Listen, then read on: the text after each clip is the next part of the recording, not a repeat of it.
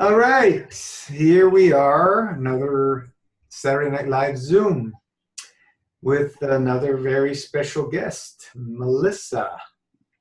Hello, Melissa. Hello, How are you doing? I'm doing well. Very good. So, what uh, what brought you to MFS? Um, well, I saw my friend Janelle, who did I think she did 108 days, and I had been going to the Woodstock Fruit Festival for several years and learning about the fruitarian way of eating. And I had kind of a health healing crisis. I was with my family somewhere and I actually got a urinary tract infection. And I know that she had suffered from that. And then she did like this fast. And I was thinking, hey, maybe this would actually help. I wasn't sure like what was happening. So then I kind of did a little bit more research and then I decided to just do it. So that's that was like the long and short of it. And I started it, but I didn't get the tinctures and it didn't really work very well, which I didn't really write about on the Facebook group or anything. And it made me nervous to then try to do the 108 days. And then I got the tinctures and I saw some Zooms and I saw some people's experiences. And also I just started realizing how important it is to do the enemas. Because when I first read the protocol, I was confused and I didn't realize how important that was. So I was doing like the enemas daily, but not enough water. So I think I got really backed up, which is why it didn't work when I first started with doing the tinctures. It ain't any. We have nothing to do with anything except Masterfast here, and people can do all kinds of things, and they get themselves in trouble very quickly. We've had quite a few people get themselves in trouble that didn't follow the protocol, and this is why we don't support anything but Masterfast protocol. Yeah. There's a very prudent reasons and wisdom behind it all. It's not something we came up out of yesterday. It's many years and many teachers, and you know, it's not worth the time to put effort in people that don't want to follow the protocol. Because I myself ended up in 2 years in bed. Yeah. Before there was any Masterfast system way back when I started, and it's ludicrous for people to not want to go through something that's been proven and sound, and it's just cheap insurance. Nothing's guaranteed, but because at the end of the day, it's the soul that does all the work, and that we just need to have that faith and trust. But maybe let's back up a little bit. How did you're in the U.S. and you grew up there? Yeah, I did. I originally from New York City, born and raised, and I ate like my parents we're all Puerto Rican, so rice and beans is like the staple of our diet. Luckily, my parents were more educated, I guess, than their family members, and they didn't raise us eating red meat or pork, which is a traditional thing in our diet, where people eat pernil, which is like pork shoulder or something like that. But my sister and I never had any because my parents had read that red meat, which at the time was considered cow and pig, wasn't good for you. So they just gave us like chicken and turkey, and they gave us brown rice and vegetables. And so I grew up eating pretty well, except when I ended up going to high school. That's kind of when I stopped eating so well. I mean, we did have like Kraft macaroni and cheese. I don't know if you guys have that in Canada. I'm sure you do, but we ate kind of things like that sometimes. You stopped And eating chicken what? nuggets. I didn't. You stopped eating I for a while? Well, I stopped kind of eating in high school. Like I didn't have breakfast or lunch, and I would gorge on dinners. Like I would just be super hungry and eat these huge dinners, and that's like throughout all of high school. That's how I ate, which wasn't really sustainable. I don't think. or very healthy. So that was not a very good area of my life. But then my parents were having a hard time. So when I was in high school, I just didn't really have the money to eat breakfast or lunch. And the lunches at school, because I went to a public high school, were really gross. They were like tater tots and like these weird looking things that I didn't want to eat. So I didn't eat lunch. And so then when I came home, I would eat like tons of dinner, and it was like takeout. Because at that point, my parents weren't really making food for us anymore. So we would have like Chinese food takeout or pizza or things like that when I was in high school. So they provided food for you at school? Well, they didn't. You have to pay for it, but it was like gross stuff to pay for. I mean, it was like maybe $5 or something like that for the whole meal, which was like a little bit of like iceberg lettuce, and then it was either like pizza or some sort of like meat thing. Like I didn't even like go over to look because I knew it was gross, and it didn't even really look like food, so I didn't eat it.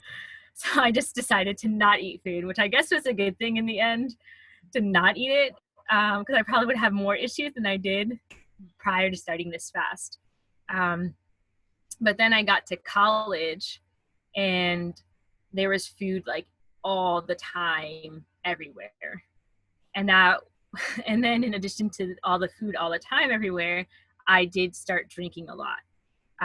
Which didn't help with my mental health or my physical health. I gained probably 10 to 15 pounds, like the freshman 10 or whatever they say. And I remember I was drinking alcohol. I was going out like every weekend, sometimes during the week too. But I was drinking a lot of alcohol, and I was eating so much food. Like at dinners at the dining halls, I would not know what I would want to eat, so I would get everything. Like I would have a burrito and macaroni and cheese and pasta toss and french fries and dessert and salad, because you have to be healthy and have some salad. But I was eating so much food, it was ridiculous. And then they also had an ice cream machine too, so I would eat like the ice cream. So yeah, it was pretty not healthy, and I was just like gorging on food because it was there, and I had a meal plan. So yeah, that's kind of what happened in college. But then I wanted to lose weight to look good in a bikini. And so I tried to do some exercises, but then that wouldn't really stick, and I would just kind of go back to whatever I was doing. But my senior year, I did start biking a lot because I went to school in Boston, and it was easier to go places biking. So I did lose some weight from biking, which was great. And then when I graduated from college, I ended up staying in the summer, and my roommate and I decided to do the master cleanse. I'm sure, I don't know if you're familiar, but it's lemon juice with the cayenne pepper and the maple syrup. Yeah. So we did that we did that cleanse. Well, I did it. My roommate lasted like 7 hours maybe, but I ended up doing it for 7 days. And I read the book Skinny Bitch. I don't know if you heard that book, but then they basically talk about being vegan and living a vegan lifestyle, and you'll lose weight, and it's better for the animals, it's better for the environment. And so it got me interested in living a vegan lifestyle after reading that book. And then after reading that book, kind of in this time, I also started suffering from yeast infections. And then I ended up getting spongiatic dermatitis on my private area, which is apparently a form of eczema. And I remember they had to do a biopsy of the skin because they weren't sure what it was, and that was really painful. And then the doctor told me what it was, but then I was like, well, what do you do to heal that? Like, what do I do now? Like, I've never had this before. Like, what's happening? And he said, oh, well, we'll try the steroid cream, and if that doesn't work, we'll try something else. And I was like, this is not okay with me. I'm not comfortable with this in this area. It's really irritating and painful, and it just like was not okay. So then I decided to do some research on my own and see if I could heal it myself, because I didn't really like the answer of like, oh, well, we'll try this steroid cream, and if that doesn't work, we'll try something else, because that didn't make any sense to me. So I ended up finding raw foods. So then I kind of did a whole stint of raw for a while. Um, and then I did feel better and I saw better like results from that. But then when I started eating like breads again, or I was pretty much vegan, but then there was one point where I added dairy, like the cheese, because I was totally, totally, totally addicted to cheese. I could eat like an entire package of cheese by myself, which was the worst thing to do, but I was just so addicted to it. And when I did that, then I would have all these problems again. And then I was like, is this a candida issue? And then people say with the candida diet, don't eat any sugar. So I was just like kind of confused for a really long time. And then I found just like the 80-10-10 diet, which is, you know, Doug Graham talks about it, where it's just like 80% of your diet comes from carbohydrates, 10% from fats, 10% from protein. And when I started implementing that into my life, then all the symptoms went away, the spontaneous dermatitis went away, and all the yeast infections went away, and everything was okay. So that was really helpful. Yeah, that was a really good thing. But then I always had emotional issue things that I wanted to work through. You and everybody And else, all of us do. that's why, yeah, yeah, it's true. But I noticed I would just kind of get upset really easily about really simple things. And my husband and I were getting to a point where we do want to have kids, and I don't want to be that way towards our children, because before doing the fast, I used to just kind of get really mad at my husband for like silly things, like, why didn't you clean the bathroom? Like, you were here. What's wrong with you? Why did you think that way? Or just like ridiculous, like silly things. Or like, why did it take you 10 minutes to come out of the store? You know, when I'm waiting for you, you know that I'm waiting here for you. Just kind of like ridiculous things where I get like so angry about it and just have all this anger. And the Master Fast has definitely helped with that, which I'm really, really grateful for. So that's also one of the reasons why I wanted to do this fast, in addition to cleaning out my body, because we do want to have kids, and I know that I read on the protocol it's like it takes 7 to 9 years to really clean out your body. So we'll see how that goes. Minimum 9 years, yeah. That's what the way I see it. I haven't seen anybody do it any quicker. You're Yeah. gonna get benefits as you go along, but all the fallacies out there, you're gonna cure yourself in 30, 40 days. I've never seen it. Yeah. You know. So I still obviously have some cleansing to do, but It's just it's a lifestyle. It's we choose it or we don't choose it. Your wish is your command either way. yeah, it's true. So, but that's one of the things that I've been working on. And while I was doing the fast, I was reading a lot of mental health books, which helped a lot with the way I think about things and waking up with gratitude instead of being like, oh gosh, I have to go to work today. Oh, I don't want to wake up. I just want to stay at home.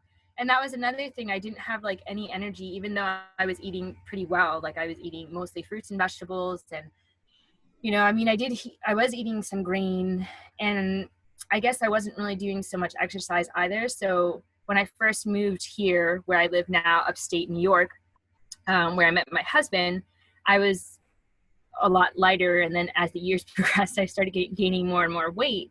And I was just like tired all the time. I didn't want to do anything. And, you know, I was like, oh, I have to go get up right now. And luckily my husband's like, oh, I'll get it for you, which is nice, but that's not really helpful for me, because then I just like stay lying down and not doing anything.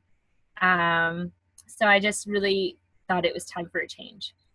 So then I found Janelle doing the Master Fast, and you know, she just seemed like she had such really good results and seemed like a completely different person from when I had seen her last. And you know, it was just like, okay, I'm gonna try this. And I kind of like messed up the first time, but then I was like, okay, I have the tinctures.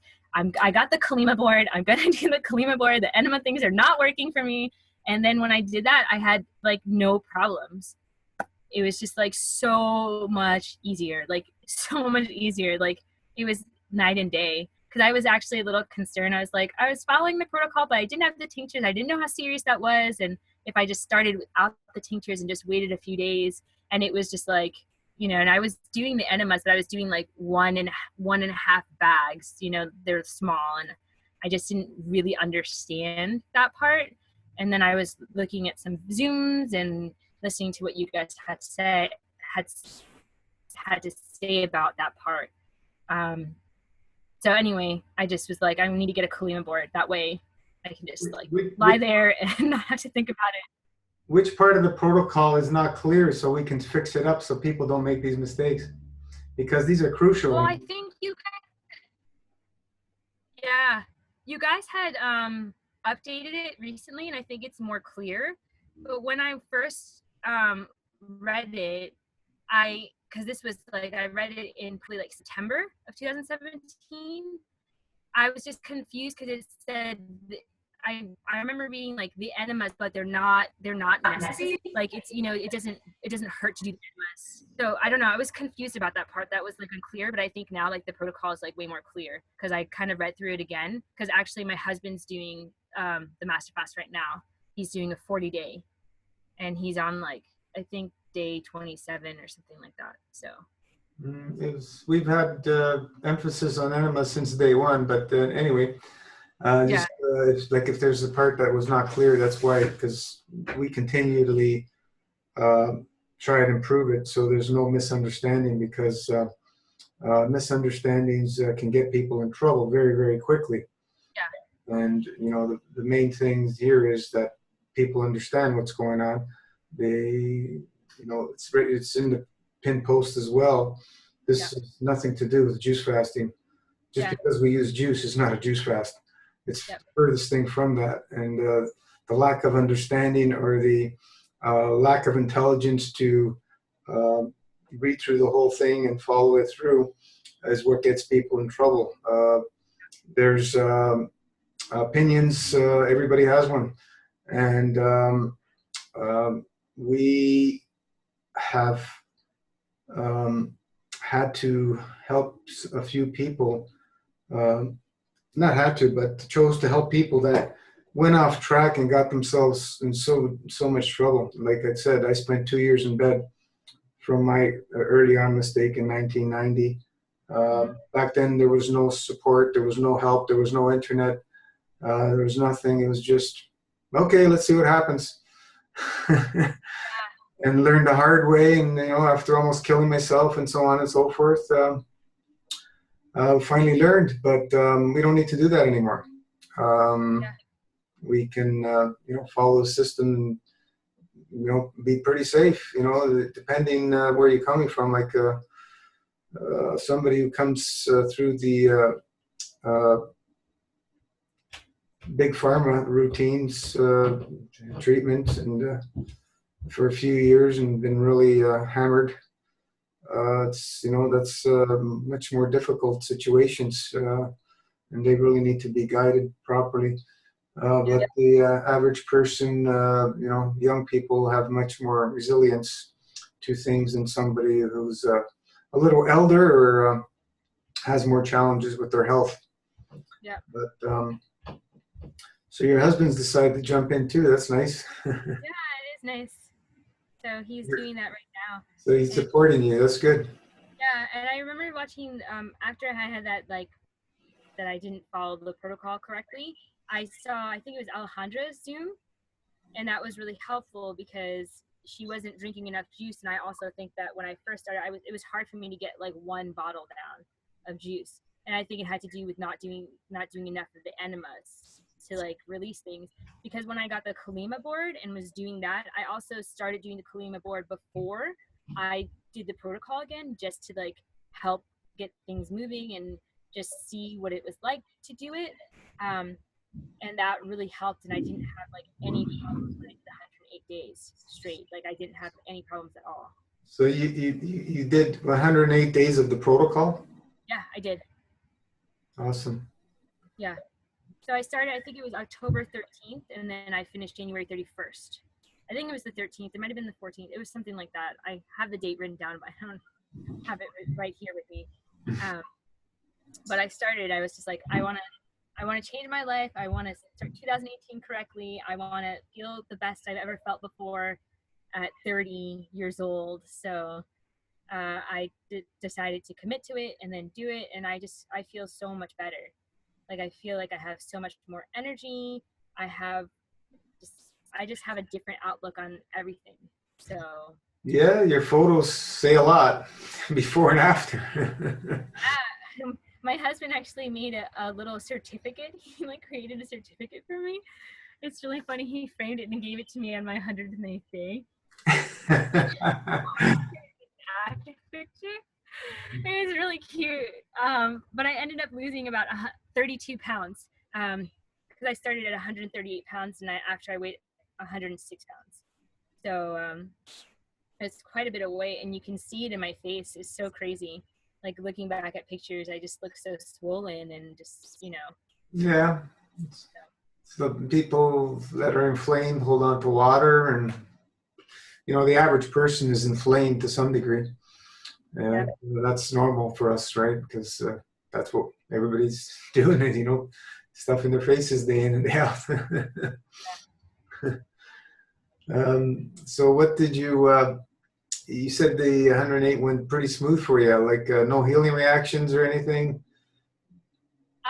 The only thing with the 108 days, well, like physical, there was one time where I did a dry fast and then I went to drink the juice after. Like, I think I did like a 36-hour dry fast, and then I broke it with the coconut water. And when I was drinking the coconut water, I was having trouble swallowing. And then I couldn't like swallow the juice. And that's when I reached out on the Facebook page because I was like, I can't swallow. I don't know what to do. Because I could swallow my saliva, but just like drinking the juice for whatever reason, it wasn't going down. So I really didn't know what to do. And then people suggested doing like a massage. Like, there was the video, someone posted a video of doing like a lymphatic drainage massage, which I did. And you recommended doing castor oil packs, which I also did. And I also, like, because I couldn't drink the juice, I was concerned that I wasn't going to be able to. So I just put the juice in a Kalima board, and I did like, I think I did like 3 Kalima boards back to back or something like that, just to help move things along. Mm-hmm. And then like the next day it was better and I could drink. And then the next day after that, it was totally fine. Like, it was like a little bit sensitive, but it was much better the next day. And then the day after that, because you said to do 3 days on for the castor oil pack, 3 days off. So I just did the 3 days on, and then it was fine. And I didn't do it again. And that didn't happen again, but it was really strange. Do you have your tonsils, or do you have them removed? No, I have them. I have them. No, I didn't get them removed. Mm-hmm. So, but when I was little, actually, I'm pretty sure that I had mumps. Because I remember when I was little, I had this huge bump on my neck and I couldn't swallow. And I went on antibiotics for that. And I also did have ear infections when I was a kid. So I did have like that bubbly tasting medicine, which I think again is antibiotics. So I had a lot of stuff like that maybe was coming up, because I also did have a lot of phlegm come out, like just like hacking up phlegm from my throat and blowing my nose a lot. But besides that, there wasn't any other physical healing crisis. The other thing that I did have during the 108 days was, especially on the dry days, and I did 24 hours to 36 hours every week. The first few times I did 24 hours, but then I started increasing it to 36 hours. And then I did 48 hours, maybe it was like 50 hours. And that was kind of as far as I was able to go. I never did a 72-hour. I really wanted to, but it was difficult for me to get through to the 72. But I did have a lot of emotional outbursts on the dry days. So like, I would just get really annoyed with my husband on the dry days, and that was difficult. But other than that, like when I was drinking on the other days, it wasn't as intense. But it was just when I wasn't drinking anything on the dry days, I had a lot of emotional, volatile moments.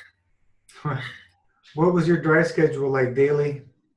I started very strictly with 12 hours, and then as the fast went, it would go up to like 16 hours, because it was just like a lot easier to drink in a smaller window, because at first it was difficult for me to get the 2 liters done. But then as the time progressed, it was much easier to get it in a smaller window. So, but when I first started, I would make sure I was doing like 12 hours, and then I got more. I increased the time daily. Mm-hmm. Right.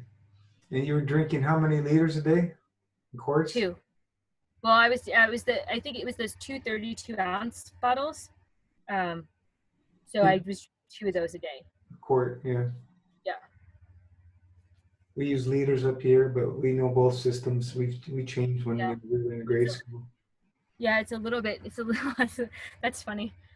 I wish that the U.S. was on board with everyone else, but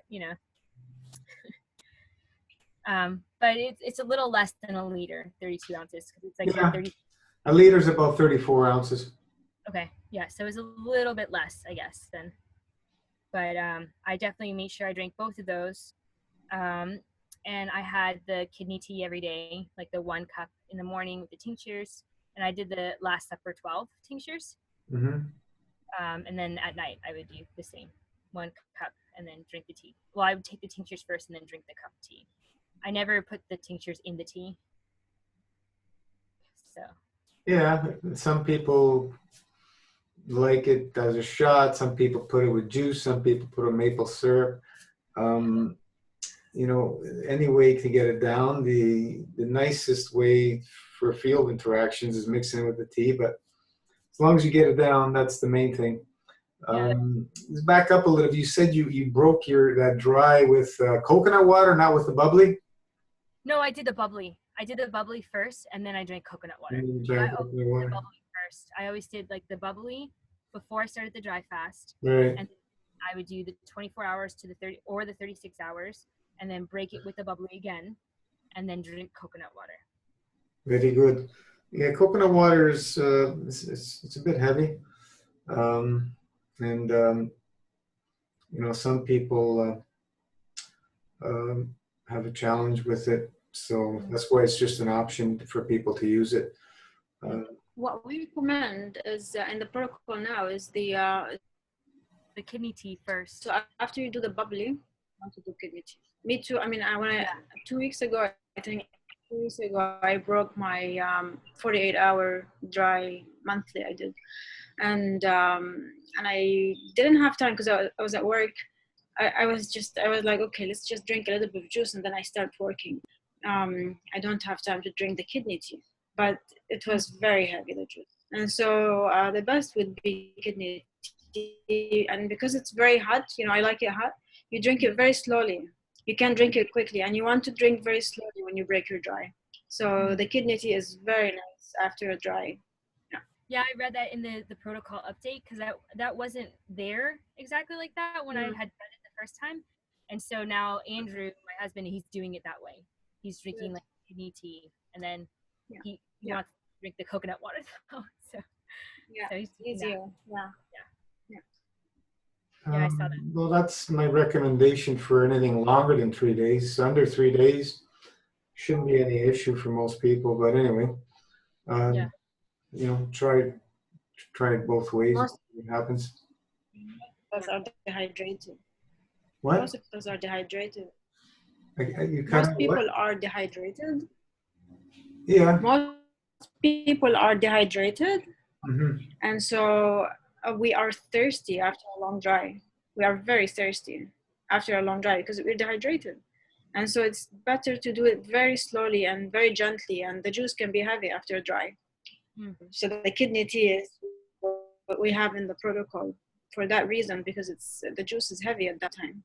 And also you want to be gentle with your kidneys. So drinking slowly, and also it's the kidney tea, so it helps your kidneys,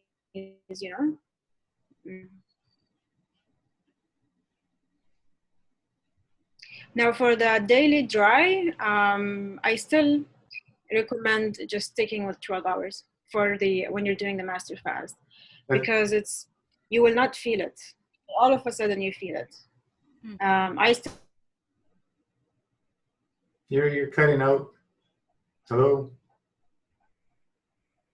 till Your internet's not good. I do 12 hours. When I do now the master fast, I do 12 hours. You know, you don't have to drink. You don't. I'm cutting. Sorry. You're cutting out. Yeah, I'm saying you don't have to. Okay. All right.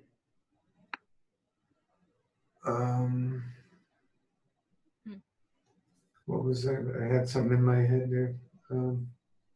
So yeah, the dry fast, you know, once you break a dry, you know, the longer ones, you got to sip slowly and then take it easy. If you drink too quickly, you know, you just shock the body, and that's why people run into problems. But you mentioned you only had experience with what, a 7-day fast prior, nothing else, Melissa? Well, I did the master cleanse for 7 days, and then I did it a few times in between, because that was in 2010 when I did my first master cleanse, the master cleanse, and then I did another one, like a 10-day one, and then I did some juice fasts, but they weren't very long at all. They were, you know, the 10-day was the longest that I had gone without eating. So that's the only experience you've had with fasting? Yeah, those few that I did. I think I did 4 or something. How long you've been on like the raw foods mainly? Kind of off and on for a while, depending on different parts of my life. I mean, I started it kind of in 2010, was experimenting with raw foods, but then in like 2013 is when I went to the first Woodstock Fruit Festival that I went to, where I started learning more about raw and the 80-10-10 way of eating. And then I kind of was going back and forth there because I was having certain jobs where they provided food for me. And so it was a little bit more difficult to eat raw because it was like, I mean, it was like grains and beans and salads and things, still vegan, but just not as much raw. Mm-hmm. I don't know what's going on here. Having some technical difficulties. What's going on? Yeah. So, did you have some good releases during your 108 days? Kidneys filtering? I didn't really. I mean, there was some filtration, but I didn't pee in the jar and see so much. I would always forget, especially on the dry days. But when I did a few times, there was some filtration that I saw. And then as far as releases, I did release, but it wasn't like huge releases. I felt like actually after I finished the fast that I had more releases. So, because like during the fast, sometimes it would just like nothing would come out, and I was like, what's going on here? But then there was sometimes that there was really good releases, and it was just like there was like a lot of mucus looking stuff. It was like this really white stuff that came out, and it was just sea looking, and it was gross. But I'm glad it came out. It's not in me anymore, so that was good. And I didn't really do any colonics. I did one colonic when I was on the fast, because where we live there aren't that many. I went to New York City and did one there. And I actually finished my fast in New York City with my parents at their house, because I live in a tiny house and we don't have running water in our tiny house. So it's just a little bit more difficult to do a Kalima board. I mean, it's possible, like we made it work for the beginning part, but especially during the winter, I wanted to be somewhere warm. And also I wanted to heal some things with my family. And I thought this was a really good opportunity while I'm cleansing to work on my relationship with my parents, because there was a lot of things that I had to go through with them, as well as with my sister. And it was a really, really, really amazing experience. We were able to communicate in a way that we had never communicated before, and we healed a lot of things while I was there, because I did it from December 18th to January 31st. I was with my family. Interesting. Sorry, these guys, the dog's barking. Somebody just came in. And we do what we can here.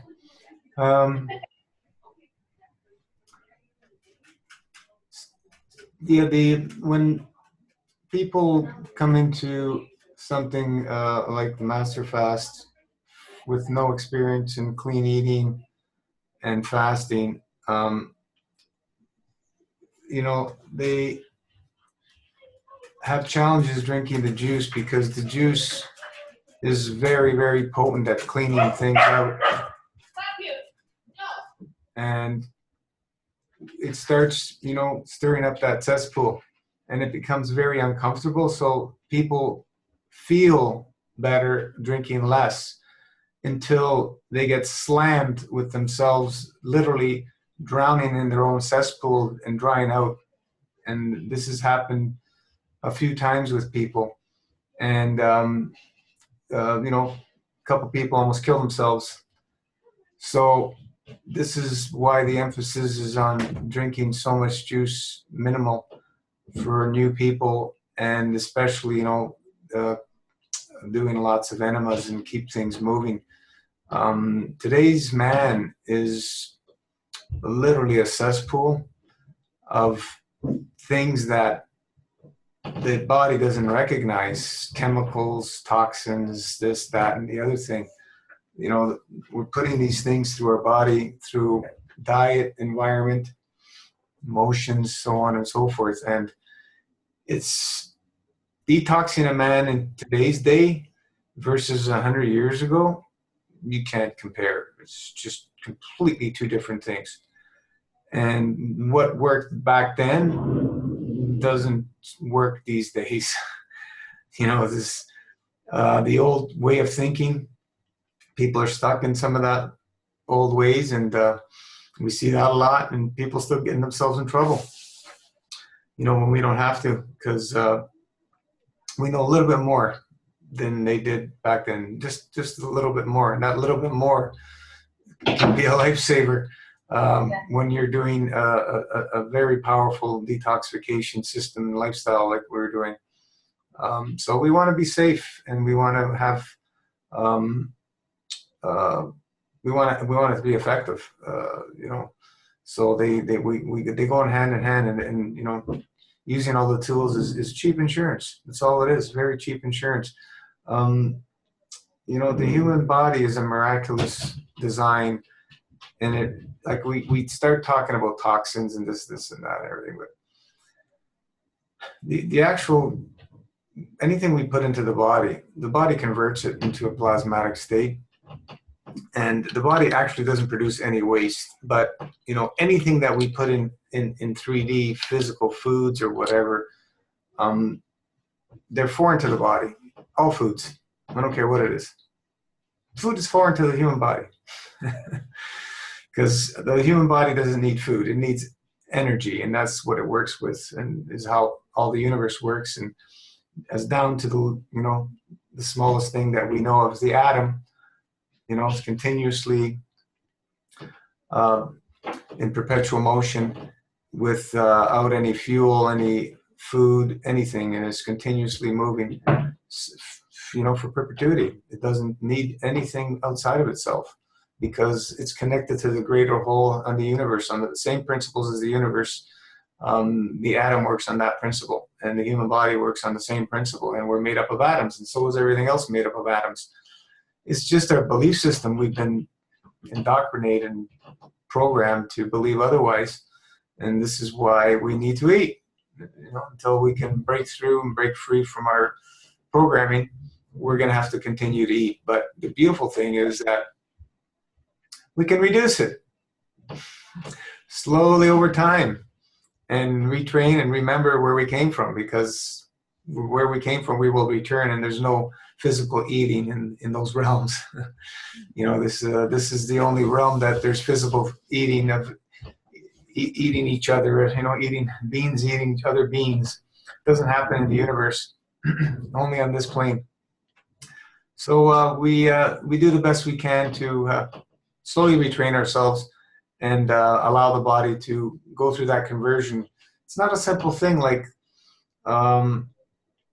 we see a lot of people, they go into, you know, vegetarian and veganism, and they stay with it a few years and stuff. Some of them stay longer, and then they go back because they didn't give the body enough time to go through a proper transformation. They didn't clean themselves out properly, and then things start going out of whack, and they fall off and go back to their old ways and back to animal products. We see this a lot. And it's just the little lack of a misunderstanding that you cannot completely transform something in a short time. It takes time to change the environment. It takes a lot of time.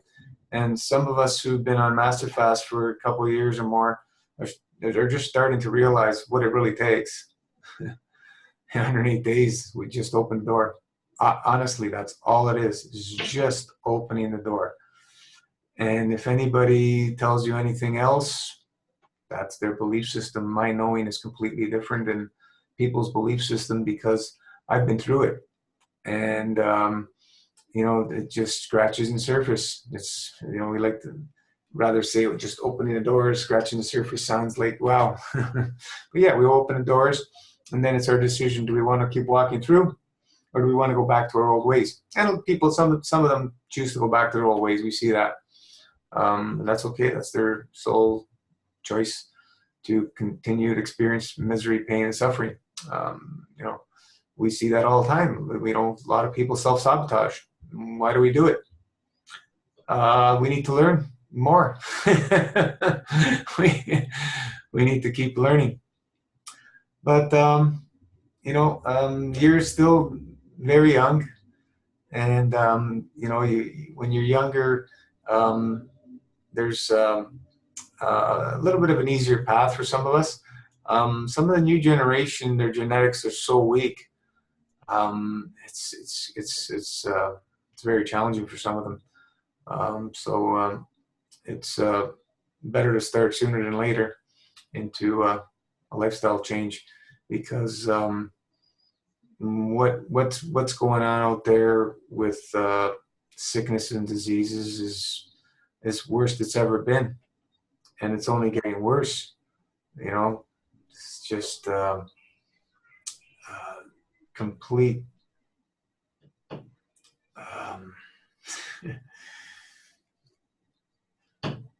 what's the word? I don't even have a word for it. It's just so far out of whack that people, the more lies you tell them, the more they believe it. The greater the lie, the more they believe it. Oh, I don't remember who said that, but it's so true. It's so true. So, you know, we just take it easy. Go ahead. That's just one of the things for me too, which is why I've been wanting to clean out my body, or at least start the journey, you know, because I don't know where this is going to take me from now.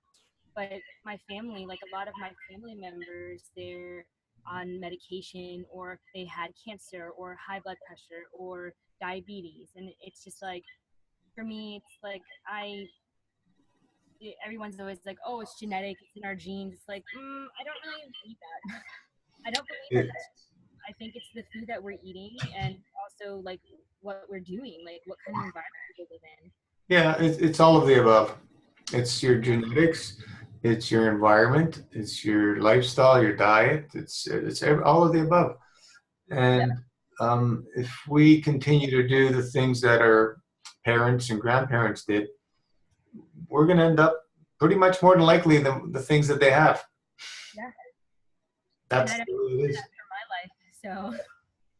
Yeah. So, you know, some of us will choose to do that and experience the same things, and some of us will go off and break free from our ancestors' imbalance and bring some balance to our lineage, because we are a part of it, and we can't be separate. We are a complete reflection of our complete ancestral line right from the beginning of time, from both sides. So we carry all that within our cell structure and our spirit and our soul. So it's up to us. Do we want to add to the imbalance, or do we want to bring balance to all that? Nobody can make that decision but yourself. But You know, it's if we want to see peace, balance, and correct conduct on this planet, we can't keep doing the same things. There needs to be a change, because the only thing that is consistent is change. That's the only thing. There's nothing as ever remains the same. It's continuously, things are changing, flowing, and moving. There's no stagnation in the universe. So it's a beautiful thing that we have the choice to make those changes. Yeah. I also forgot to mention that actually, before I started the Master Fast system, I did have like a bump under my left knee. I don't know if it was like a swollen lymph node or something, but it's completely gone now. Which is Yeah. something that I'm kind of worried about a little bit, because I was like, Was it hard or soft? I think it was, I don't know. I think it was hard. I mean, I can't feel it at all anymore. So I'm not really worried about it anymore. Like, so I'm just like, okay, well, it's gone now. So that's great. Yeah, it could be a lymph node, could be a cyst, could be, I don't know, is there a lymph node under her knee? I don't, depends. If you look at the lymph charts, you can see. Yeah, lots of lymph nodes. It's at the back of the knee, right? Yeah, it was like the back of your knee. Yeah, the back. Yeah. Lymph nodes. Yeah, and here as well. Yeah, we have lots of lymph nodes there. Yeah, so I was like, maybe it's swollen. I don't know what's happening, and it's like completely gone now. So that was nice that happened. So I don't have to think about that or worry about that anymore. Yeah, some people have the opposite happen. They have things that are coming out because they're starting to dig into the deep layers, and the stagnation starting to loosen up, and then things start growing. It seems like they're growing, but when you have the understanding, you know, we're just opening the doors. Yeah. Keep them open, and keep it flowing. They're moving. It's all good news. Any changes during a fast is good news. Jump for joy, embrace whatever it is. It's good news. And well, that's what I felt about the swallowing thing. I was a little concerned, but then I was like, okay, but this is a good thing because things are moving, which means stuff is happening and that's coming out, and this is what needs to happen. So instead of getting worried and being like, oh my gosh, I don't know, you know, now I just kind of think, oh, okay, that's a little uncomfortable, like with my throat. That means something's moving, which is good.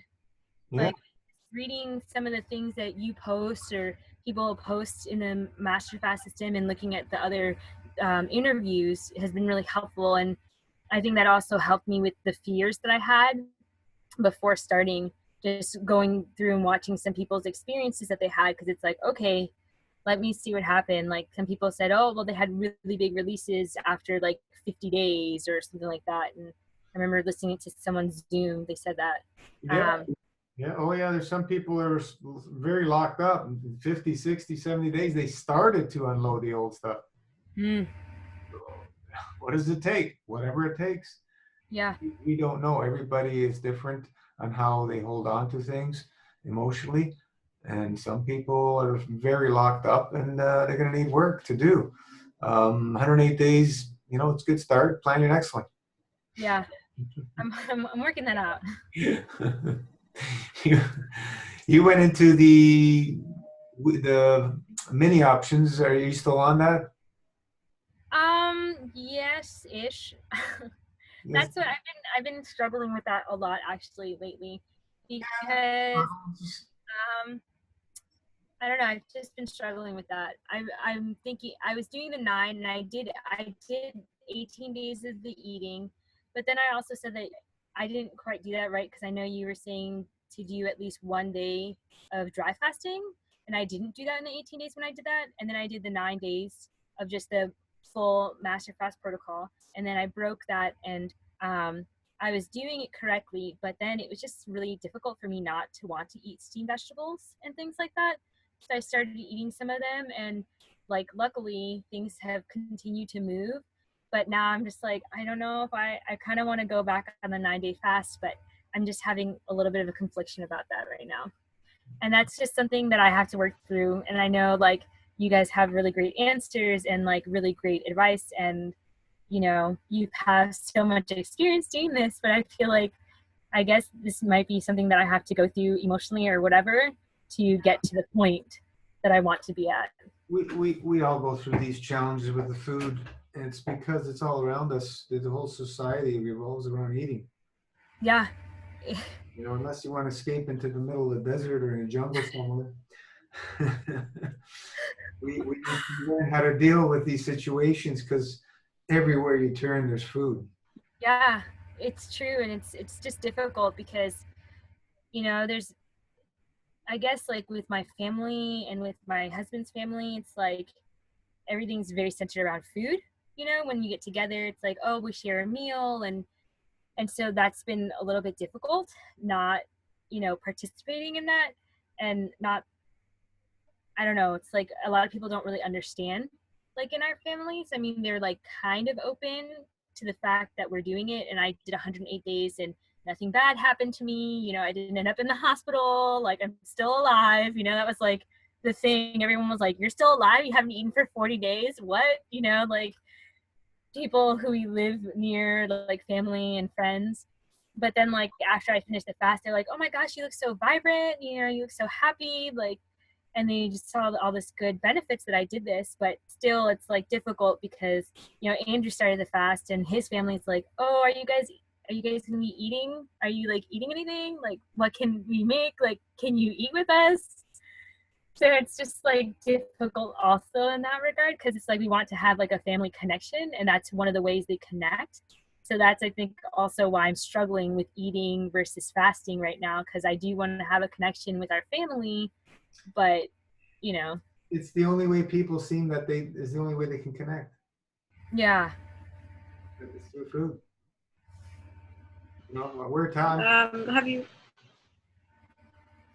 Have you thought of something like maybe master fast weekly or something similar where you are fasting during the week, master fast, and then on the weekend with your family, like socially, you do your food? I haven't thought about that one, but maybe that's a good option actually for me to do. So Even I if guess you I'll take just a look do at the other options. even if you just Yeah. do 4 days a week or something like that, whatever, Okay. something similar. Now, the most important thing is to sit down with yourself and decide, because you know yourself more than anyone else, what you can do and what you can't do to live the most optimal lifestyle. You love the feeling of the fast, right? You Yeah, do I did. enjoy the feeling of the Well, fasting. the fasting part was also more enjoyable for me because um, I do struggle with what to eat. Like I've always like I've had a very strange relationship with food, especially like in high school. I didn't really eat that much food, and then I would eat so much food, and I like kept gaining weight. Because I was eating obviously like not really good food. Like Chinese food is like full of all this other stuff that's not really good for you, and I was just gaining weight, and I just never had a really good relationship with food. So when I was on the fast, it was much easier for me because I didn't have to think about what is healthy to put into my body. And that was like a relief for me because I struggled with that Yeah, for so long. So it's for everybody, trust me. It's much easier to fast. It's much easier to fast, yeah. yeah. But maybe think about something, make it a routine for yourself every week. You have days for eating, days for fasting, and just be consistent with that. And when you Okay. eat mucusless. Do your best to just stick with only fruit, vegetables, cooked, whatever you want, but Yeah. only fruits and vegetables. It's not hard. It's much easier than eating every day or fasting all the time, because you're not ready to fast forever, but and you want to socialize. It's amazing. It's really a good program. It will be tempting a little bit to break it. You will be tempted to break it. So just make it a routine. Maybe after 3-4 weeks, you will feel very Yeah. just give it a few weeks to make it a routine, and you will That's you what will like it. yeah, that's the biggest thing that I've been struggling with since breaking the fast. Because that's also like, with my family when I was with them, I was actually cooking for them, which is really fun for me because I really like to cook. And I was making some traditional dishes, and I was like, oh, I just want to try this. Oh, I just want to eat this with them, you know. That works. So I don't know. It's just like things like that. But then it's like, well, I can try it and see how I feel, and then suffer the consequences. But you know, or not. I don't know. That's like one of the things that I've been thinking about a lot. So Have you maintained your dry fasting schedule? what, the daily one? Daily, weekly, monthly? The daily, yes, not weekly. I haven't done the like weekly dry fast where like 24 hours, but daily I have. So you're eating 7 days a week? I've been yeah. Well, just this, because I was doing like the 18, and I thought you just eat for like 18 days, and I didn't realize that you take a day off. So this is just like the first week, and I haven't done a dry fast this week yet. So I was planning to do it tomorrow. Yeah, we maintain all the dry fasting schedule always. We never let that go because that's your resets, especially when you go back on food. Going to 7 days a week eating is ludicrous. It's just crazy. Even the science shows that you reduce food consumption, and animals, you know, they live much, much, much longer. They reduced like 2/3 on mice and so on and so forth, and much healthier, much longer lives. There was that also that test that somebody had posted a while ago on a rat that I don't remember if they didn't give any water or they limited the water. I don't remember. I think it lived much, much longer, broke records of how long the rats live by a long time, like twice as long or something. Well, I actually haven't drank any water the fast. The only time actually yesterday I had like a little bit of water because I got a massage, and they just like, that's what they do. They give you like the water, and she like gave it to me in my hand, and I was like, What's this? I like didn't know what to do because I was like, because I also felt like a little bit like out of it and like couldn't really stand up very well, I guess, because it was such a long massage. It was like a whole treatment. I had like some water that she gave me, like I took a sip, but then I felt really thirsty afterwards, and I was like, oh, I don't want to drink water. This is not. It's really interesting because you've been saying that for so long, like water is actually dehydrating. And so like drinking that, I was like, oh, I feel so thirsty now. I wish I never drank that. So look at water. Yeah, look at how many water drinkers are carrying water with them everywhere. Yeah, I know people drink so much water, and I haven't. It's minus yesterday. I haven't drank any water, so it was just like really strange. Yeah, it's hard to change our belief system. It was tough for me too with that one because I was a water drinker. Oh yeah. And you know, I studied, I researched a lot about water, and I went through, you know, a while drinking a lot of water, and it was ludicrous when I look back how crazy it was, being in the bathroom, you know, 5, 10 times a day or more, just crazy. Yeah.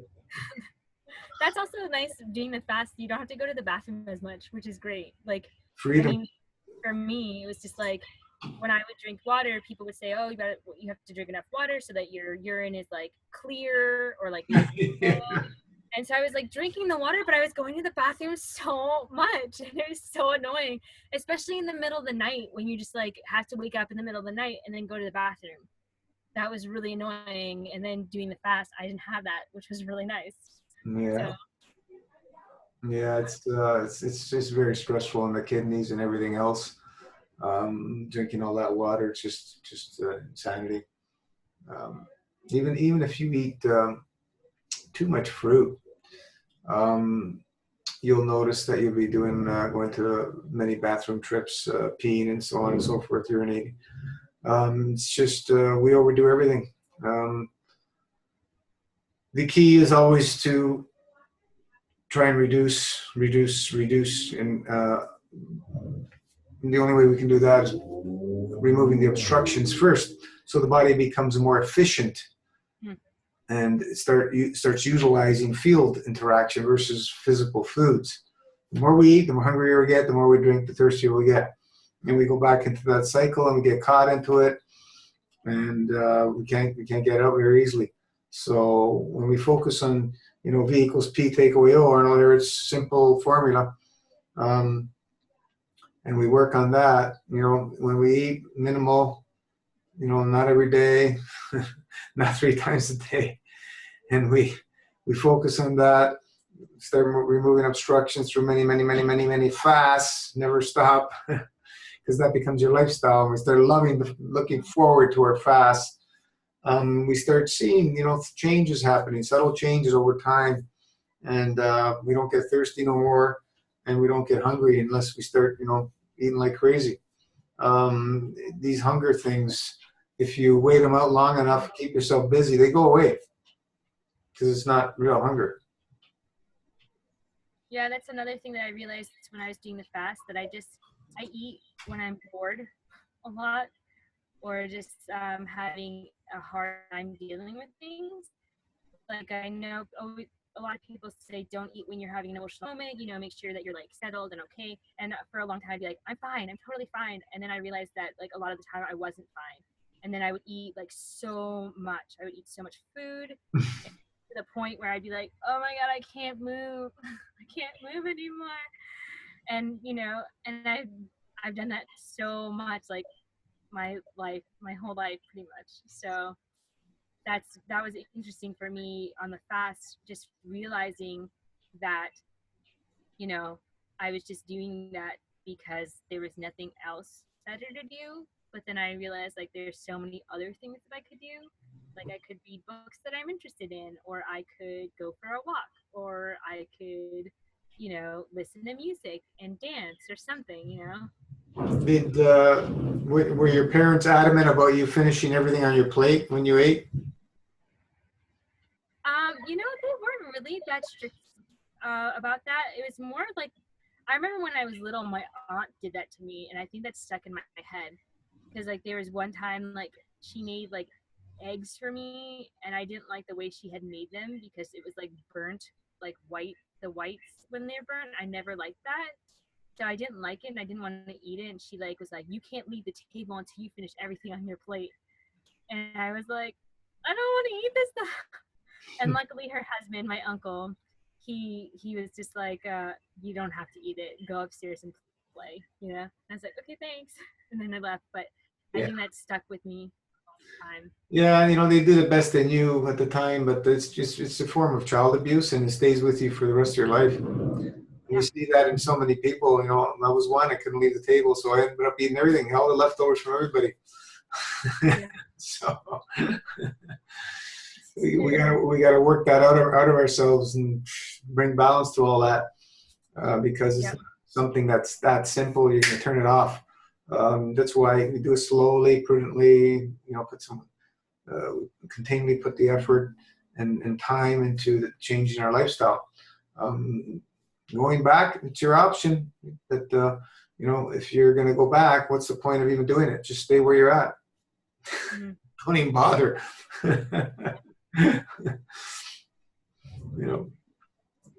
So very interesting. It is very interesting.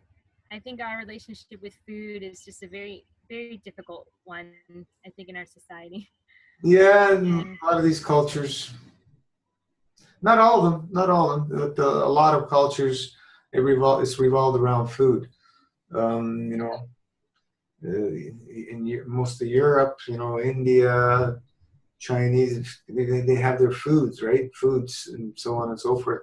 They're what's it called? Their cuisines. People build careers on food. They move across the world because of food. This is the way it is. Now that we're in this era of understanding plasma, we have our choices to live and let live, and focus on peace, balance, correct conduct.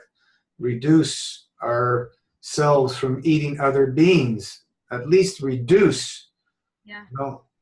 Stopping, telling somebody to stop eating whatever, it's not going to happen. But, we can focus on everybody reducing and reducing and reducing. Like I said, if everybody on the planet cut their eating to half, half of the killing stops across the board. It would be it would be a completely new planet in a week. It's true. So that's my thing of what I want to focus on. I'm not going to focus on one type of being. I focus on all the beings across the board because we support everybody. We're all equal and we're all responsible for each other. We are all from one creation. So let's focus on reducing, get that, that into us so we can have more of an understanding of moving into the realm of light and working with light and interacting with light instead of 3D physical foods, because we're doing it anyway. It's just that we don't believe we can do it exclusively. So we do it slowly. We do it slowly. In our lifetime, will we see humanity turn to light? There may be a switch where it does happen. I don't know, but that's what I'm focusing on, because this realm is temporary, and where we go, we're responsible for everything we do and every decision we make.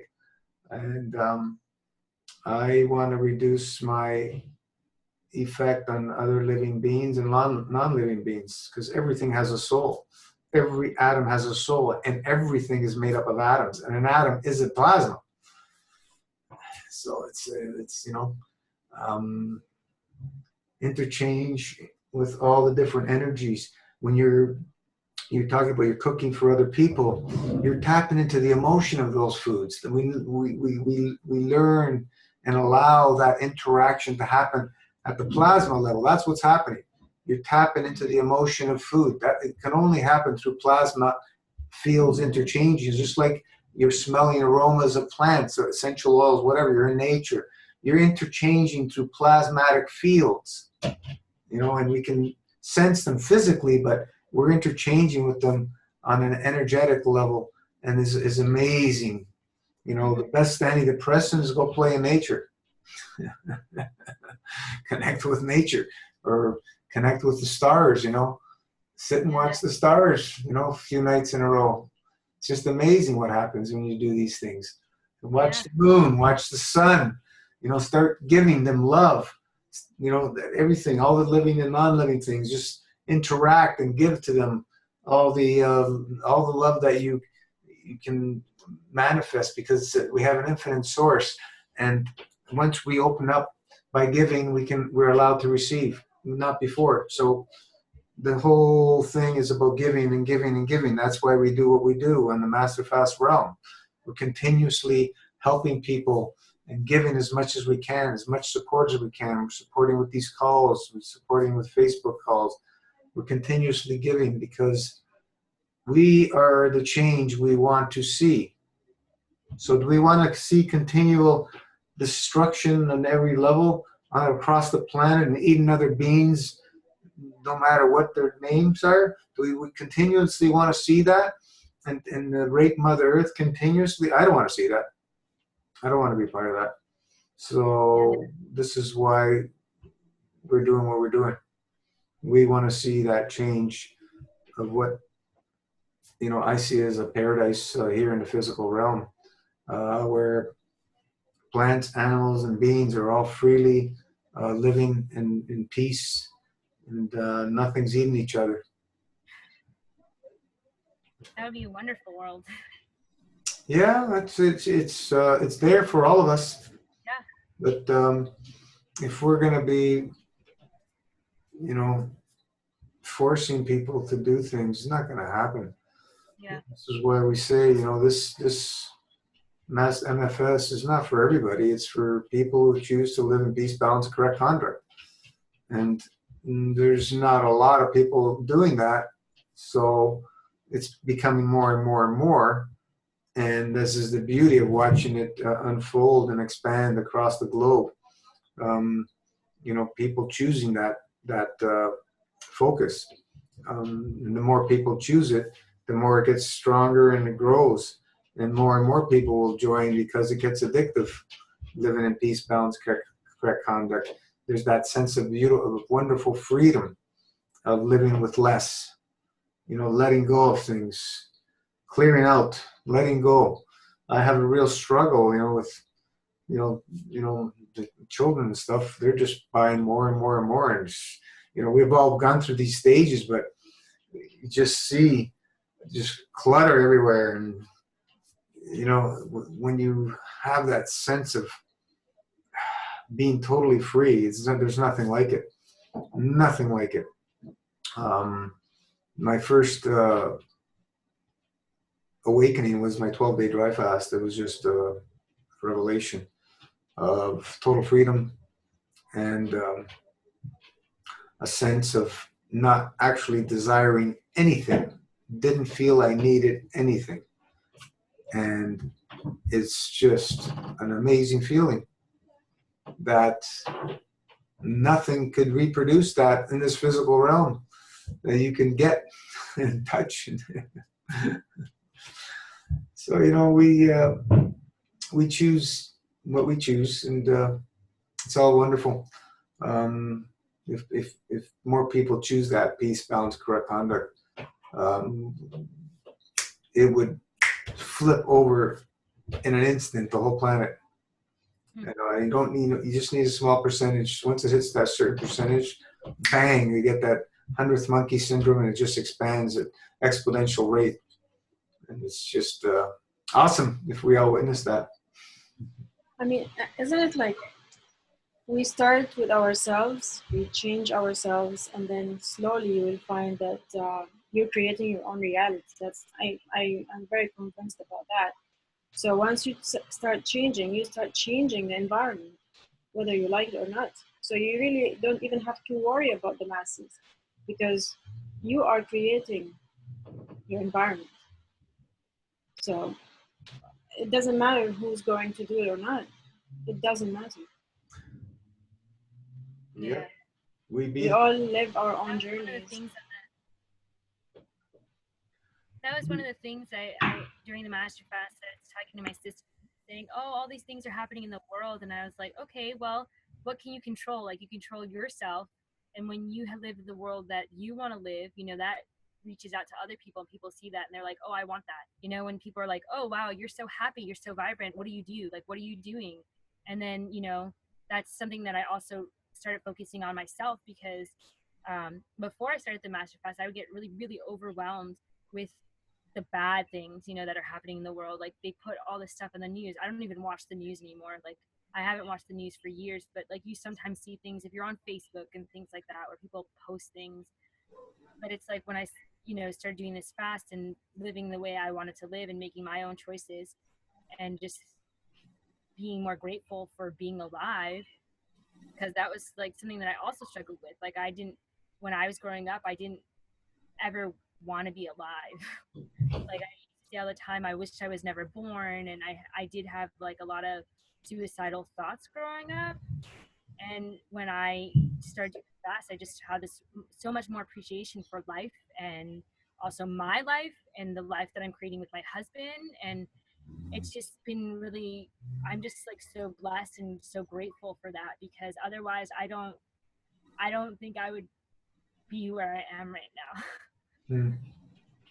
You have children? That's been something that's been really helpful for me, because for so long I've been just like so unhappy.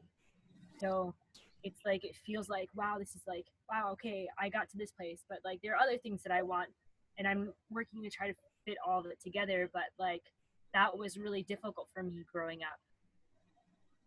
Emotion, seed of all. You have children? No, I don't. Not yet. Yeah. It's this is what it's all about, sweetie. It's all emotional. Everything goes back to emotion, and is where we all have the biggest challenges. We allow them to surface, and we allow, embrace, and look at them for what they are, because if we don't solve and find balance in that area, we're just going to go back to our old ways. So this is the challenge, the biggest challenge we all have, and is why we go back to eating whatever, because we're trying to numb ourselves out again. Because when they come to the surface, we don't like what we see. It's not as comfortable for us. to see the truth. We look in the mirror of truth, look right into your eyes, right into your soul. And you can't lie to your own soul. So, one step at a time. One step at a time.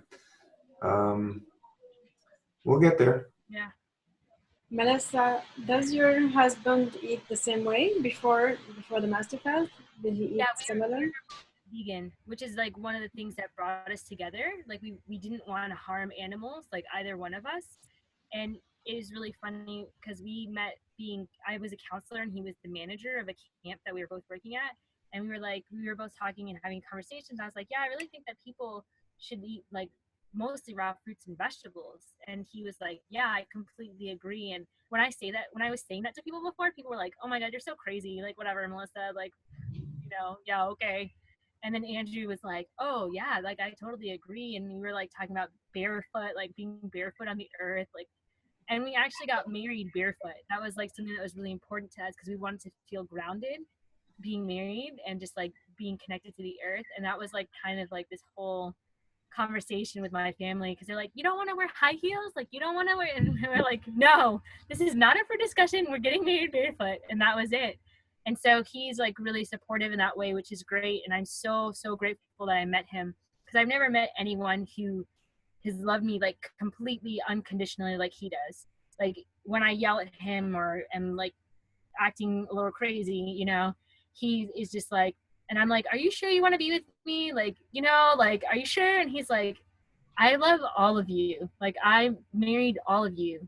And that this is part of it. And I love that about you. And that's great. And you just need to let this go. And that's okay.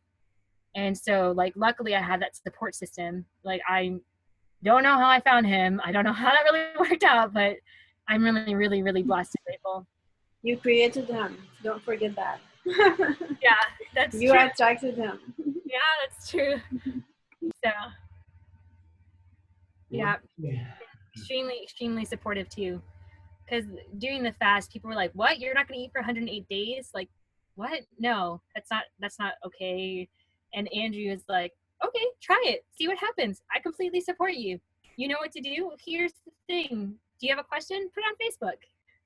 Because I'm not one to be like, "Oh, I'm struggling with this," and like write things and like kind of tell people.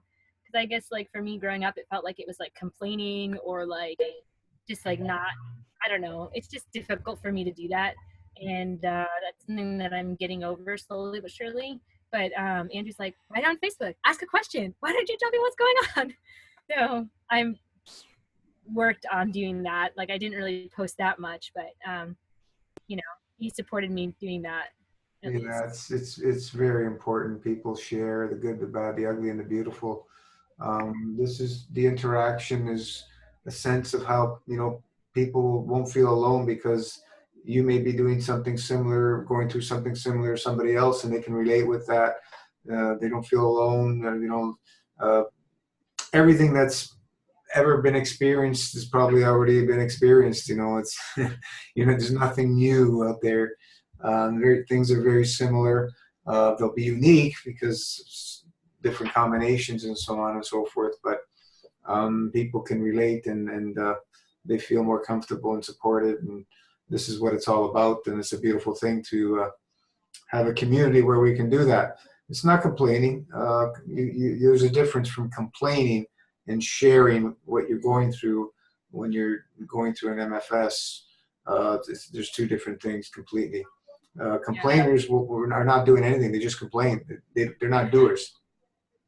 Yeah. When you're doing and you're going through these things, that is your experience, and the interaction is helping you and helping other people. And this is all part of giving.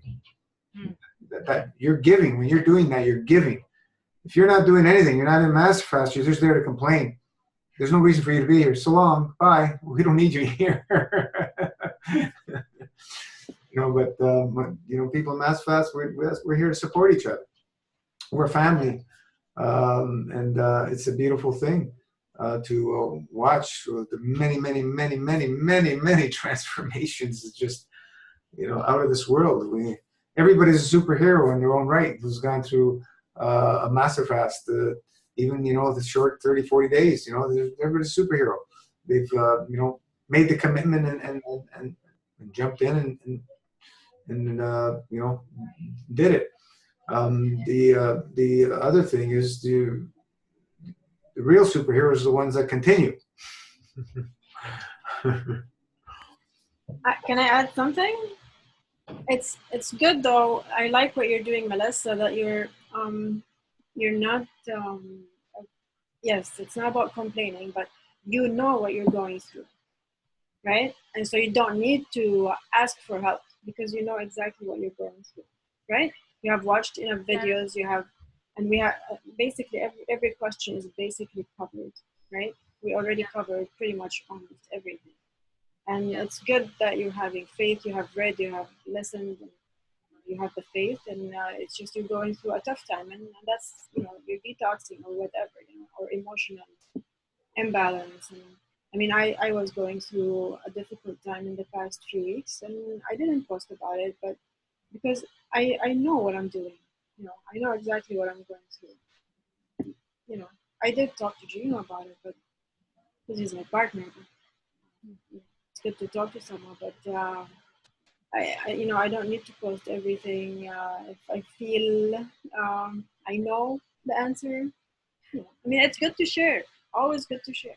But that's also what I noticed, though. It's like there's so many questions that there's answers to. All you have to do is search. Like most of the questions I had, like, you know, people ask me about, what about your vitamins? What about all this stuff? I'm like, well, let me look it up first before I ask a question. And most of them are answered. So that was really like nice too, to just like not have to like be redundant and ask. So that was like really helpful to just like be able to do a search and just be like, oh, well, what about this? And it was actually really funny because I got a blood test done after the fast because I was just like, oh, I kind of want to see where I am just to see. How long And after? I think I got the blood test maybe a week after or so, or maybe 2 weeks or something like that. I can, let me see, hold on a second. Let me just. Yeah, because we don't recommend it because sometimes it's way out of whack when you're fasting and even close after the fast. Sometimes it takes a while before everything settles down. Mm-hmm. Well, hold on a second. I had a doctor's appointment on February 15th. I broke my fast on January 31st, and I believe I got my blood work on the 17th of February taken. But what was really funny though is like everything was fine, and my vitamin D was in the normal range, but on the lower end. But my vitamin D levels have never been normal. They've been like ridiculously low, like 16 or 18. And so she was like, oh, it's like, I think she said it was like 26 or something, which is in like the normal range, but on the lower end of the normal range. And I was like, oh, well, that's good. Because, you know, it's been like way low, and people have been saying, oh, you need to supplement with vitamin D. And, you know, I hadn't been taking any supplements or anything. I just done the fast, and my vitamin D levels went up from before. I mean, it was a while ago that I got that tested, but I'm sure it hadn't changed really. So I thought that was really interesting. Less is more. Yeah. And it wasn't even in the sun either, because I live obviously in the Northeast in, you know, New York. And right now we're in winter. So I wasn't like sitting outside basking in the sun either. So we have access to all, just like the sun. We have trillions of suns within. Access your own suns. The grass is greener right where you are. Yeah. And also, there was another thing I wanted to mention. I usually, in the past, before doing this, winters are extremely difficult for me. They have been, where I just get totally depressed, don't want to do anything. All I want to do is watch TV and lie down and just like eat food. That's like all I wanted to do. And like doing this fast, you know, I was like, oh, okay, great. You know, I was like helping my mom get ready for work, sleeping. Like I was barely sleeping the last month I was doing it, the fast. You know, I was telling my mom, she works like these crazy schedules where she works from like 10 in the morning till 12 at night. Like, cause she's working 2 jobs right now. So I'd wake up at like 8 o'clock and be like, Mom, it's time to get up. And I'd make her lunch and I'd stay up for a little bit, maybe take a little nap for like 2 or 3 hours, wake up again, and then like do my stuff that I needed to do, take my tinctures, my teas, drink my juice, read some books and fast for like 12 days, she was just like, this is too intense. I can't do this. But anyway, she at least she did like the 12 days, which was kind of fun to see her do. And she felt like much better. She started having like way more energy, but the tinctures were just really, really hard for her to take. But anyway, that's like a side note, but I was barely sleeping because then I was like helping her at midnight, staying up till after she was done, just making sure she was okay because she was doing the Kalima board. And I would set her up for that. So I was sleeping like, 5 hours, 6 hours a day maybe. And I still had like tons of energy and just was like going out for walks outside. It was really nice. So keep that in your memory. Yeah. But it was like also nice because then I wasn't like depressed. Like I wasn't like sitting there not doing anything. I was like being really productive. And like for me, it's like so difficult to just get out of the house. Like that's always been difficult. Like I just like to stay at home when I'm home unless I have to like go to work. But I was just like, I'm going to go for a walk. I'm not going to think about it. I'm just going to get out of the door. And I was doing that and I felt so much better. So. Yeah, being active is important. Did you exercise? I did some rebounding. I did some like breathing things, just like making sure I was taking deep breaths, but not the breathing that you recommend. I was looking into that, but I need to do some more research about that one. But I did do the rebounding. I was doing it for like 9 minutes and listening to 432 music and just kind of dancing along with it. And yeah, I didn't really do exercise, but there was actually a time I did some like ballet kind of stuff, which was fun too. Yeah, rebounding's good. Yeah. And then when I first started, I was doing a lot of dry brushing, but then I kind of stopped doing that. I'm sure if I continued, it would have helped a little bit more, but I just got a little tired of doing it. And at my parents' house, it was a lot colder than I thought it was going to be. And so I didn't really like to take my clothes off and do the dry brushing. And so, but it's okay. Yeah, it's a good routine to keep for the rest of your life, morning and evening. Yeah. Awesome for the many things. Yeah. Because when I first started I think I did it for the first month, morning and evening, and then I just kind of stopped doing it. But it's just I needed to keep it to make a habit. You have to do something for 30 days or something, or I don't know. Just commit, and it's done. Yeah, there you go. So you didn't commit, you stopped. I know I didn't, but at least I committed to the fast. Yeah. One thing at a time. There are many tools that we can add, and you can make them a habit. So slowly. Yeah. What other challenges do you have before you started? That's actually kind of one of them too. I tend to do too many things at once, and then I don't really follow through, and I kind of fail at it. And then I feel like a horrible human being, and then I feel worthless, and then I get super depressed.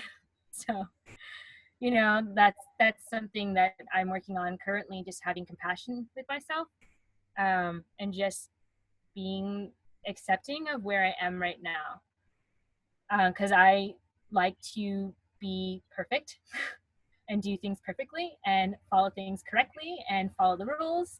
And when I don't do that, I feel horrible.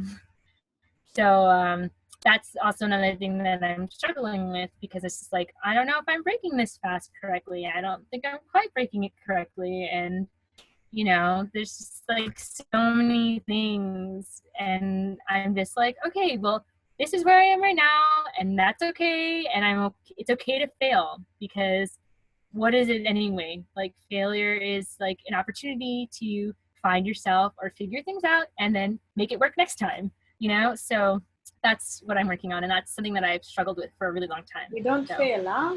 We fall. We fall. Yeah, I saw your post the other day. I love that, actually. We fall. So I've been falling a lot. So that's good. But I think it also comes from my background. I was a music major in school. So there's like this like perfection kind of thing that I acquired from being a music major and doing music all my life for whatever reason. And that's just something that I'm working through. So.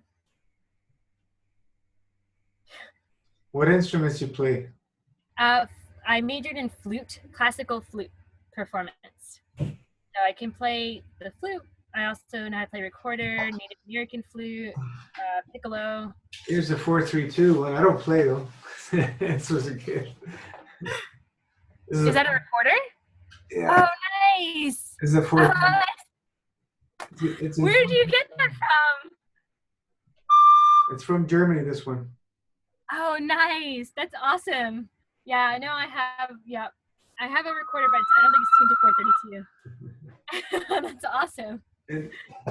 Yeah, when I was growing up, I went to a Waldorf school. I don't know if you guys know about that. Yeah. Yeah. Of course we know. So, Rudolf Steiner was one of the promoters of what 432 is all about. He has one of his students, Maria Reynolds, wrote a book all about C equals 128. It's called Scales, Intervals, and yes. Okay. Yeah. I've heard of that one. Yep. Yeah. Yep. Yeah. I even have 432 harmonicas, which are just sitting here. Nice. You know, it's one's a C, one's an A, and then I have one of my dad's that I had converted into 432. So I'm not a musician, but we're all musicians. Yeah. The universe is a symphony of music. Yeah. And you know, it's amazing how music moves people. It's true. That's one of the things that I love about music. Just like the feeling of playing with people too. It's just really, really great. And I haven't really found that yet. And I haven't really incorporated that to my life. Because just after I graduated from college, I kind of was really in a bad place. Because I didn't know what to do with my life. Because I majored in music performance. And everyone was like, oh, well, you know, you're not going to really have a job or career out of that unless you're in an orchestra. And of all the instruments to play, I picked the flute. And there's literally like 3 positions in an orchestra, you know, for a flute player. So, you know, like 3 positions versus like millions of flute players in the world. Great. That was so smart of me. At least that's what I had felt like when I had graduated. Learn another one. That's what I was told, you know. So you can learn another one, right? Yeah, I guess. Yeah, I could. You don't have to listen to what people say. True. Yeah, I know. And that's something that's, you know, when I hear what people say, I really take it to heart. And that's like something Andrew and I are like, he's like, okay, that's what their opinion is, but you can also come up with your own opinion, Melissa. Yeah, well, you know, there's 3 positions. One's for you. Hello? We lost her? Hello, Melissa? Hello? Yeah, I guess. Bye, Melissa. She'll come back. Maybe your battery died.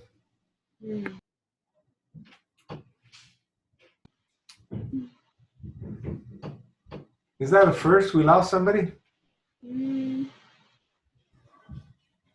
Or did it happen another time? Yeah, I think first time. Yep, you lost her. Yeah, I think she'll come back.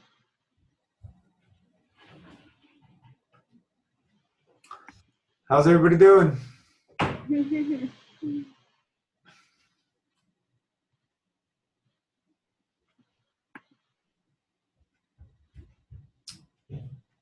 Dave, Jeffrey,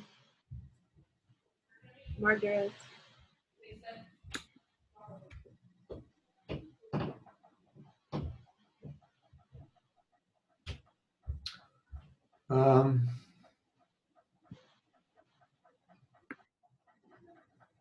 Jeffrey's back.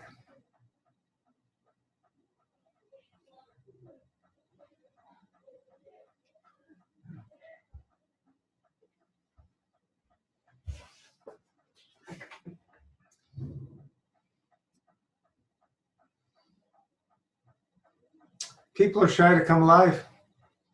We get lots of views after, but live is only the few of us, the same people all the time.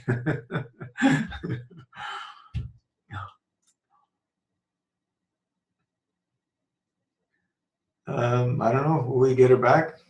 Jeffrey has a question for you. Are you reading the chat?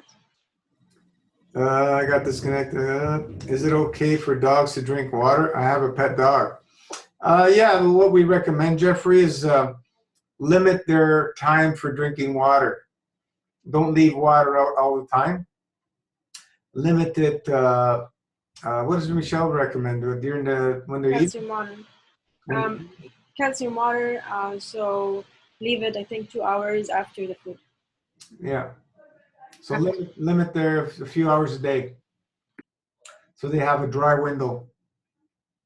In the wild, they don't have a water bowl, around all the time. So just think about that.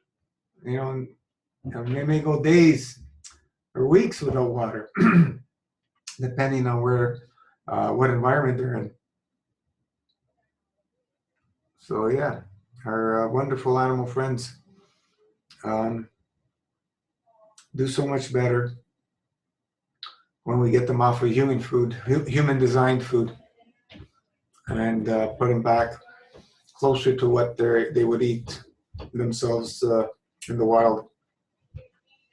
But because they've been domesticated for so long, it's in their genetics, the weaknesses, and they're going to have the emotional roller coaster rides just as the owners will have, because the owners have programmed them a certain way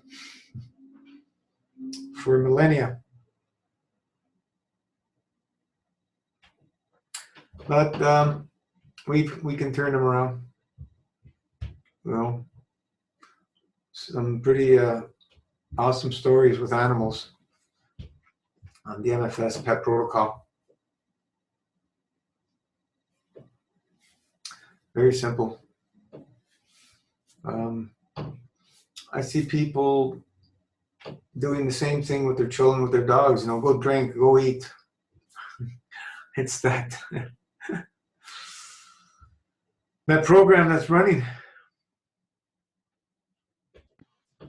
Or maybe many people don't, they don't put the effort, I feel, into improving their pet's diet.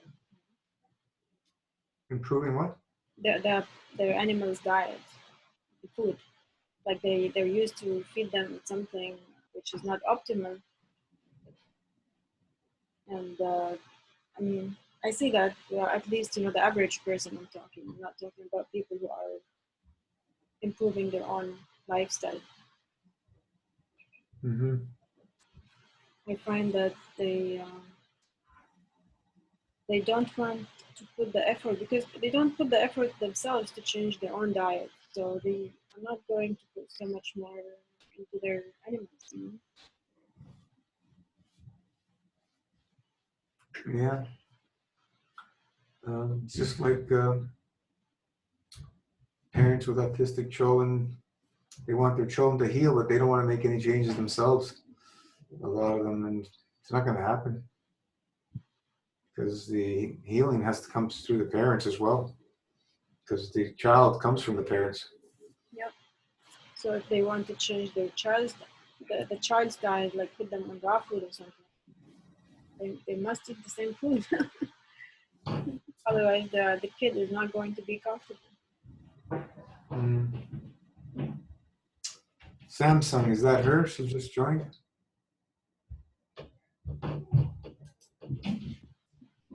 Yeah, that's her.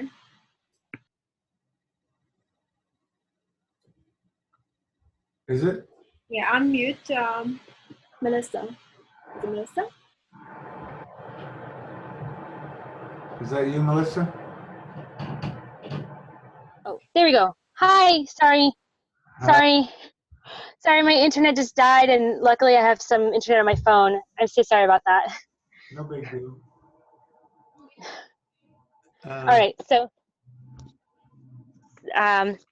Yeah, so I guess I was talking about how I struggle by taking things to heart, what people say. Yeah, we all do to some degree. Yep.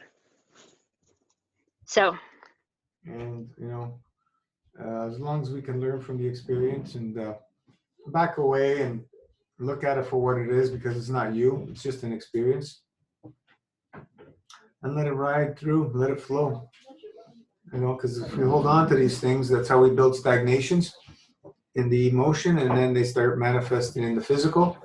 And we get what we call sickness, disease, and pain, and suffering, and all the other things that come about. When we're eating, every single bite has an emotion attached to it. What emotion are you choosing to attach to that bite of food? yeah. It's when we stand back and look at it, it's fairly straightforward. When we look at it, we ask the right questions, we can see it. Like I posted today. The language gives you notice of everything. Diet, digestion. What's it telling you? Yeah, it's true. Yeah. So, anything else you want to share? We're coming to 2 hours. There was a question. Do you play music for pleasure of it, or music? Do I play for pleasure? That's something that I've been working on lately. I've been wanting to incorporate that into my life because for so long it hasn't been joyous anymore. Like it was really fun when I was younger, and then after college, I just kind of stopped playing altogether. And so now, like recently, I've been working to bring it back into my life. So like I'll play my Native American flute a little bit, not necessarily my flute, my classical flute. Oh, they have 432 ones. They Native Americans. There's a guy making them. Oh yeah, yeah. I was wondering about that. I was like, I want to research to see if I could get a 432 one, because they're really healing and they sound awesome and they just feel fun. They're just great to play. I love playing my flute, that one. And then I'm working on bringing that into my life. So. Yeah, music is awesome. If it's in 432. Yeah. Here's, all the nature, animal kingdom. It's all in 432. It's coincidence. Yeah. Coincidence. Divine nine. Yeah, no, it's great. I think that also listening to the 432 music was really helpful for me also, because I love music and I love listening to music, and especially I really do enjoy listening to pop music, but it's not like as healing like when I find that I listen to it, because I like to dance and they usually have like more like dancey beats in that kind of music.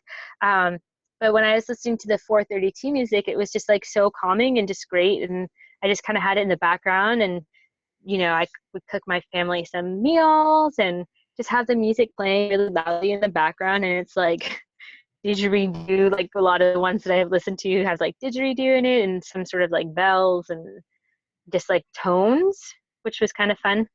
There's one that was kind of fun. It was like a chakra healing 432. I found it on YouTube, and there was more of like this like beat to it, and I was like, oh, this is cool. So it was nice to listen to that while I was fasting, and I feel like it gave me some energy too. Lisa's, it would be neat if you could record a short vid for MFS and post it. What do you mean about music, Lisa? Yeah, she means about music. Oh yeah, okay. Like playing Native American flute? Yeah, that would be nice. You can. Okay. You're not you're in 440, but you can actually change it after to. I know you can convert it. Yeah, that's what that's what my husband Andrew's been doing. He's like, "What's your favorite song? What song do you like?" And so he he finds songs that I like, and for a while he was converting them to 432, but there's just so many, so that he kind of hasn't been doing that lately, but he wants to do that. And there's actually an app I think he got on our phone where it converts music to 432. Yeah, there's Yeah. depending what operating system, FooBar 2000 is it called? FooBar 2000. It's it shifts it in real time, so you don't have to convert each song if you set it up. Oh, nice. Yeah, there's okay. I think there's something for Apple as well. But FooBar was one I was using on Windows and on Linux. Yeah. Nice. There's what do you call it? There's a plugin or something you have to put to be able to do it, but it's pretty simple. Okay. Yeah. So yeah, there's many things, but yeah, honestly, the best way for 432 music is when it's being created in 432 and it's live. That's the best. Just like when you go out in nature and you're listening to the birds and the bees and everything else. When you record it and then you put it into digital is with ones and zeros. It's not analog, so it doesn't matter how fast the computer is. There's things missing there that our spirit will pick up. When you're doing it live, you're getting the whole thing. There's nothing missing. There is a difference. Yeah. And, like if some of us who remember the analog days compared to the digital, vinyl's coming back for a reason. It's much more warm feeling when you're listening to analog vinyl because it's real. It's not made up of ones and zeros. There's nothing missing. And then these days they're doing MP3s, which they're compressing, and you're losing even more. All these other things. There's a high definition digital these days. It's coming out quite a few years ago, and it's a lot better, but it doesn't replace analog by far. When you have a system that you can hear the difference, because I have a friend who does this, he's amazing with sound. I haven't found anybody like him. I've grown up with him, and he designed his own speakers, and it's unreal when you have a system where you can actually hear the difference, because we can all hear if we listen to these different things. We lost her again? No, we got her. No, I'm here. Okay. Yeah, I'm here. Yeah, when you actually sit down and listen to it, and you'll hear the difference, and you'll go, wow, unreal. It's like, with regular stereos and computer systems, you're not going to hear these differences. But listening to it live is actually the best way, and playing it in 432. We're coming up to a couple hours. Anything else, Melissa, you want to share? Hello? Yeah, hello. You froze there. Yeah, I said, anything else you want to share? We're coming up to a couple hours now. I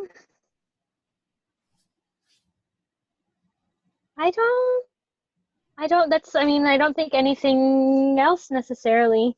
I'm just grateful that I found this fast, and I'm just so grateful that you have all this information and all these resources that allowed me to find peace within myself too, because that's one of the things that I did mention.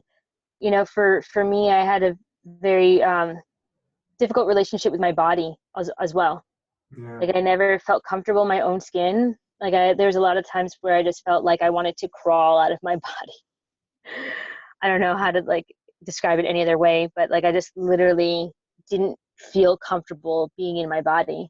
And for once in my life, I actually feel comfortable in my body and in my skin, and I don't know, it's just a very awesome feeling. Awesome. Lisa saying something that resonates with your spirit. Is that why live music feels good? Are you asking Melissa or?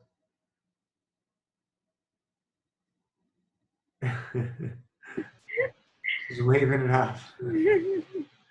Doesn't matter. Yeah. All right. So let's we'll call it a close for tonight. Okay.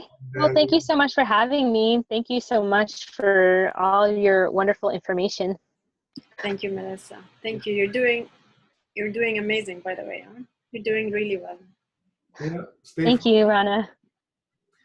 Stay focused. Stay focused. Stay focused. Keep reading and updating your goals, and that's all you should focus on. For everything else is irrelevant. When we start focusing on the other stuff is when we go off track and we get ourselves in trouble. We're not focused on where we want to go. So that's all. We really have to find that love to focus on that where we want to go and allow your wish to be your command, and simple. So thank you so much again for sharing your time and inspiring others. And we'll see you on the page, I guess. Yeah. Yep. Thank All you. right. No problem. Thank you again. Have a wonderful night. You too. All right, guys. Thanks. We'll see you. Keep that plasma love flowing, and we'll see you on the page. Ciao, ciao. Bye. Ciao.